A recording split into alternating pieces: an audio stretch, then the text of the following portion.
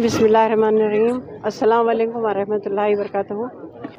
आपसे यही कहना था कि आप लोगों ने पिछले 5 साल पहले भी मुझे जिताया था अपने कीमती वोट देकर, और मैंने काम भी किए हैं आप लोगों के।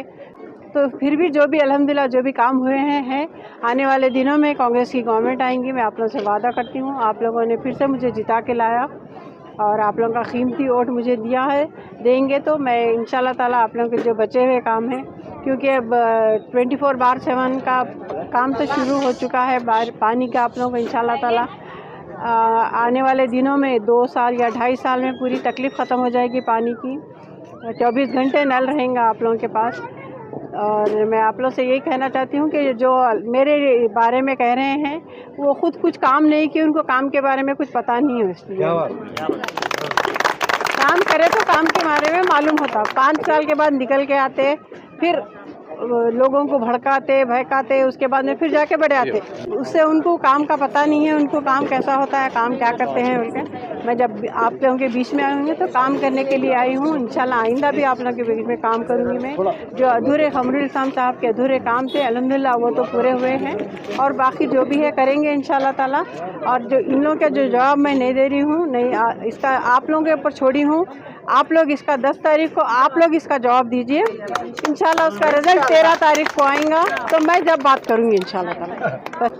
मैं जनाब असलम बाजे साहब, शेख हुसैन साहब और तमाम महल्ले के लोग, औरतों का अस्सलाम वालेकुम रहमतुल्लाहि बरकातुहू। इंतखाबात इलेक्शन में मोहतरमा कनीज़ फातिमा साहिबा फिर से आप लोगों के बीच में है। गुज़िश्ता 5 साल पहले भी हम लोगों ने यही मीटिंग की थी, और आप लोगों ने भारी मोहब्बत से, खुलूस से और बड़ी जुस्तजू से मैडम के वास्ते वोटिंग की, उनको जिताया और उनके हक़ में फ़ैसला आया, वो MLA बनी। आज आप लोग सब सोशल मीडिया पे अवेलेबल है, जानते हैं कि किस तरीके की गुफ्तगू एक औरत को लेकर की जा रही है। ये सीधा सीधा अपनी काहेली, अपनी नाहेली के वास्ते मोहतरमा को टारगेट करना, एक औरत ज़ात के ऊपर बात करना, एक औरत काबिल नहीं इस तरीके की गुफ्तगू करना, ये आप लोग बहुत गैर सुकून से सोचिए इस चीज़ के ऊपर। कोविड हो, NRC CAA हो, हिजाब का मामला हो, आपके बीच में ये औरत, ये मोहतरमा, ये मैडम, जिस तरीके से उनको कहा जा रहा है, आपके बीच में रही है, चाहे कोई भी चीज़ हो। लेकिन अब हम कुछ ने नाचना है आंगन टेढ़ा, तो तहमत लगा रहे मैडम के ऊपर। आप लोगों को ये सोचना है और बहुत सुकून से इस चीज़ को समझिए कि ये आपके ऊपर जो बीजेपी का मैनिफेस्टो उसको पढ़िए। आपके मदरसों को, आपके हिजाब को, आपके तालीम को, आपके फ़ंड को और आपके स्कूलों को, आपकी हर चीज़ के ऊपर उन्होंने पाबंदी लाने का मैनिफेस्टो निकाला है। हर हिंदू भाई उस तरीके का नहीं है। सेकुलर माइंडेड लोग रोज़ मोहतरमा को सुबह शाम मिल भी रहे हैं, अपना ताउन भी दे रहे हैं, अपना वक्त भी दे रहे हैं, भरोसा भी दिला रहे हैं। तो लेकिन हमको बहुत ज़्यादा मेहनत करना है। जो मोहतरमा 27 कैंडिडेट मजलिस को ज़ीरो करी, दूसरे इंडिपेंडेंटों को आने नहीं दी, 27 कॉरपोरेटर्स को लेकर आपके बीच में पूरे बीजेपी की कोशिश के बाद भी, और वो 27 कॉरपोरेटर मोहतरमा के साथ रहे, लेकिन 4 जिताने वाले एक को काबू नहीं कर सके। 20 साल के बाद एक बीजेपी का मेयर आया है, लेकिन आप सब तारीफ के काबिल हैं कि आप लोगों के बीच मोहतरमा अपनी नुमाइंदगी बराबर रखी है। तकलीफ़ पेट का दर्द वो है कि वो बोल नहीं सकते कि हम नाकाबिल हैं, तो ये बता रहे कि मैडम जो है कुछ नहीं करते मैडम। और एक चीज़ ये बोला जा रहा है कि मैडम 2 बजे रात तक नहीं मिलते, मैडम के पास कैसा जाना। MLA है, आप 2 बजे आइए, बराबर मिलते। और कोई शरीफ आदमी को 2-2:30 बजे रोड पे काम क्या रहता, बोलो आप। वैसे कुछ बच्चे मजबूरी से निकलते। अल्हम्दुलिल्लाह हम पूरा MSK मिल, मुस्लिम चौक, हम भी फिरते रात को। हर आदमी, बाजे साहब अवेलेबल है, शेख साहब अवेलेबल है, हाशिम साहब हो, हमारे जब्बार साहब, कोई भी हो, एक फ़ोन करिए। ये लोग ही करते, मैडम तक आने की ज़रूरत नहीं पड़ती। ज़रूरत पड़ी SP को, DC को, कमिश्नर को बात करने की तो मैडम अवेलेबल है, सर्कल को भी बात करना है तो अवेलेबल है। ये वर्गला रहे हैं, आप लोगों को भटका रहे हैं। तो मेरी आपसे अदबन गुजारिश है कि 10 तारीख को मोहतरमा को भारी अक्सरियत से, ये हर औरत, हर मर्द जो अपने भाभी को भाभी माँ कहता है, अपनी बहन समझता है, अपनी बेटी समझता है, ये अहद कर ले कि जितने ओछे अल्फाज से इनको मुखातिब किया जा रहा है, हम उसका जवाब 10 तारीख को बटन दबा के देंगे, हर रिश्तेदार से दबा के देंगे, हर दोस्त से दबा के देंगे। शुक्रिया मैडम। आपका और हमारा एक बहुत बड़ा इम्तिहान है। सारी स्पीचें हो गई, सारे चीजें अब खत्म हो गए। अब जितने खवातीन बैठे हैं, नौजवान साथी यहां पर है, ये इलेक्शन या कनीज फातिमा जीतना है हारने का नहीं है। ये इलेक्शन हर एक मुसलमान की, वो खवातीन हो या नौजवान साथी हो, उनके मुस्तकबिल का इलेक्शन है। बीजेपी के आल-ऐलान हिंदुस्तान का होम मिनिस्टर अमित शाह कहता है, अगर भाजपा की सरकार आएगी तो कर्नाटक में तो एनआरसी लागू होगा। भाजपा की सरकार आएगी तो मुसलमानों का पर्सनल लॉ खत्म होगा।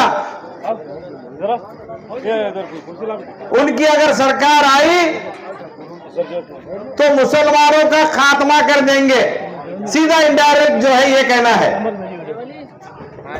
तो आज ये तमाम लोगों के बात समझ में आनी चाहिए कि हमारा एक एक वोट कांग्रेस के निशान पे लगनी चाहिए। वो इसलिए लगना है कि यहां से एक एक कैंडिडेट अगर चुनकर जाएगा कर्नाटक तक,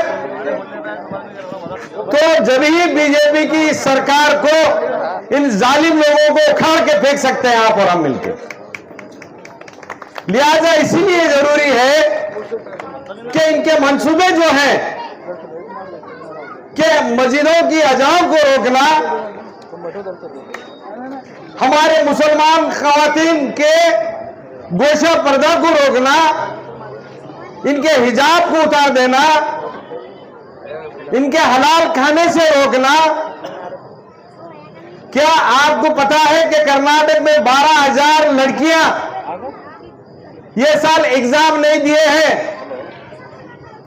वो मुबारकबाद है वो लड़कियां जिन्होंने अल्लाह के दीन को कबूल करा, लेकिन बीजेपी के कानून को यह कबूल नहीं किया कि बिगैर हिजाब के जाके जो है ना हम एग्जाम देंगे। उनके कानून को ज्योति के नोक पर रखी मेरे नौजवान लड़कियां। हम एग्जाम नहीं देंगे लेकिन हमारे दीन को नहीं छोड़ेंगे। आज ये तमाम चीज हमको अगर होना है तो कनीज फातिमा को जिता के असेंबली भेजना बेइंतहाई जरूरी है। अगर कोई लोग भड़काते हैं, मर्द और औरत का कार्ड खेलते हैं और कांग्रेस एक वाहिद सरकार है जो हिंदुस्तान में अपने संविधान को बनाकर बाबा साहब अंबेडकर और जो मौलाना आजाद का ये कहना था, बाबा साहब अंबेडकर अपने कौम के लोगों को रिजर्वेशन रखा, तो मौलाना आजाद से भी अपील करें कि मौलाना के बच्चे कुछ मुसलमान भी जो यहाँ है हिंदुस्तान में, उनके लिए रिजर्वेशन होना जरूरी है ताकि वो पढ़ लिख के काबिल बन जाए, सियासत में, पार्लियामेंट और असेंबली में अपनी कौम की क़यादत कर सके।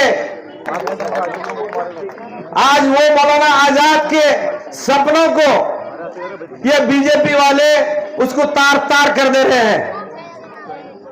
आज देख रहे हैं आप, ये ईश्वरप्पा आप टीवी पे देखे होंगे कि स्पीच के दौरान में जब अज़ान हो रही थी तो कहता है कमबख्त कि ये अज़ान मुझे परेशान कर रही है, शायद मुझे नहीं मालूम अल्लाह के कान है कि नहीं, कि इसीलिए जो है एम्पलीफायर में पुकारना पड़ता है अल्लाह अल्लाह। नौजुबिल्लाह, ए ईश्वरप्पा, आज तेरे एक इतने बोलने से अल्लाह की लाठी ऐसी पड़ी कि बीजेपी वाले ने तुझे टिकट देने से इनकार कर दिया।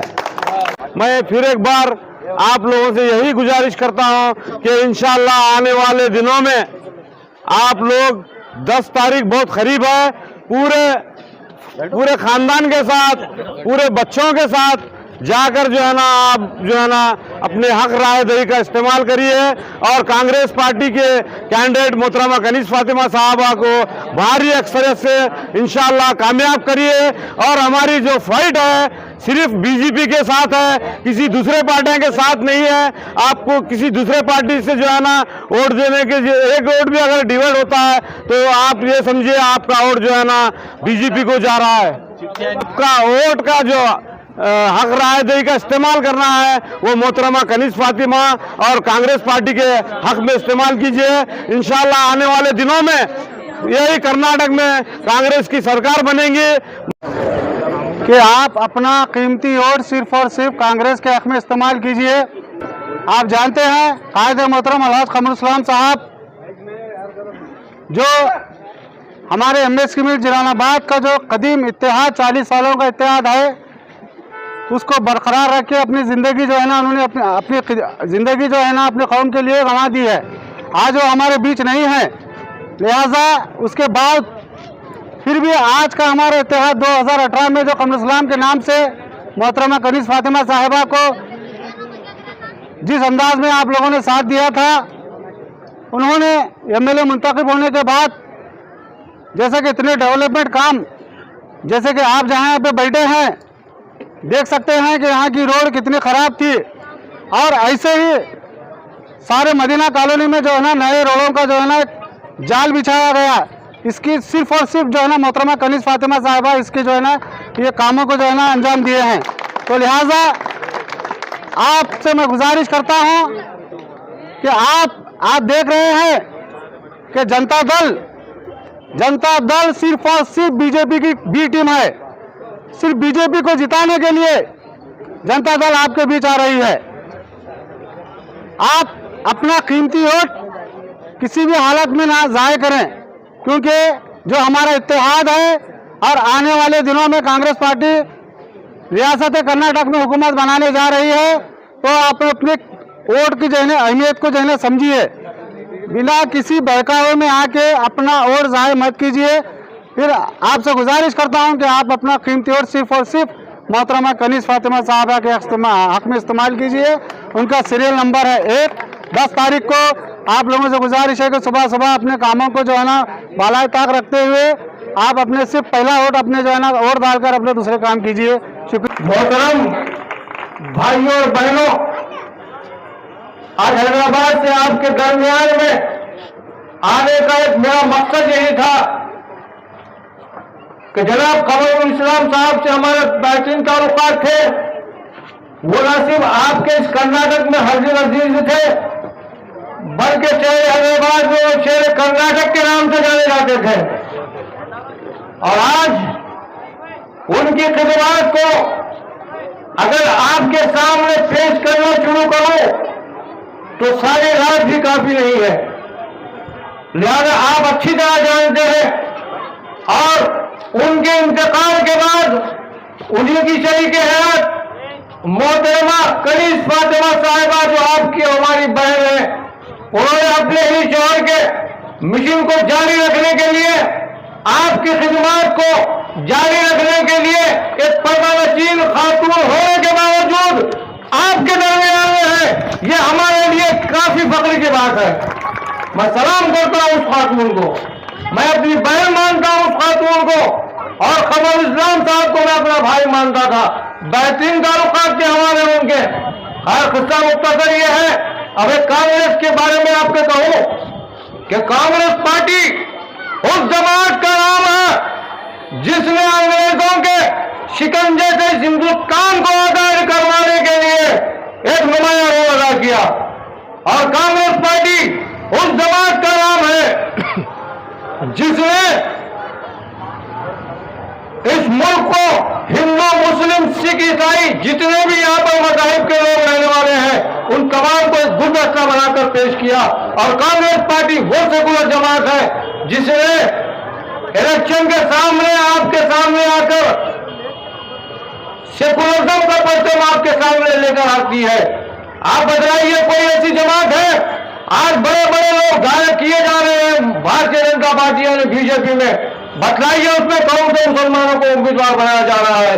कौन सा मुसलमानों के साथ वो इंसाफ कर रही है, मुसलसल नाइंसाफी का सिलसिला जारी है। 2-3 वाकया आपके सामने रख दूंगा ताकि हम मुसलमान हैं, आज सुनते हैं कल भूल जाते हैं, भूल की आदत हमारे बहुत ज्यादा है। हाल ही में देखिए जब भारतीय जनता पार्टी इख्तियार में आई तो नोटबंदी का सबसे पहले ऐलान किया। जरा गौर से सुनो मेरी बहनों और भाइयों, उस नोटबंदी के अंदर नरेंद्र मोदी से लेकर क्या कोई एमपी हो या उसका एमएलए हो या उसका कोई मिनिस्टर या वजीर हो, क्या कोई परेशान हुआ बैंकों के सामने खड़ा हुआ आपने देखा? अगर बैंकों के सामने ठहरे हुए हैं तो आप और हम छोटे छोटे बच्चों को लेकर अपना पैसा निकालने के लिए आज चिलचिलाती धूपों में हमने ठहरा, अपने बच्चों को दूध पिलाने से खातिर रहे, लेकिन फिर भी हमने ठहर कर अपना पैसा निकाला। ये है भारतीय जनता पार्टी।